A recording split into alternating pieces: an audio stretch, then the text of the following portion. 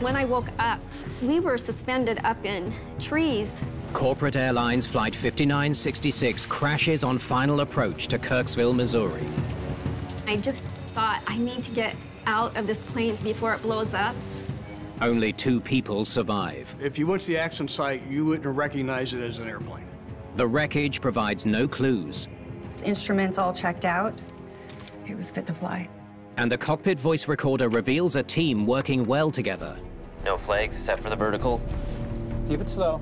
Until the flight's final seconds. No! Trees!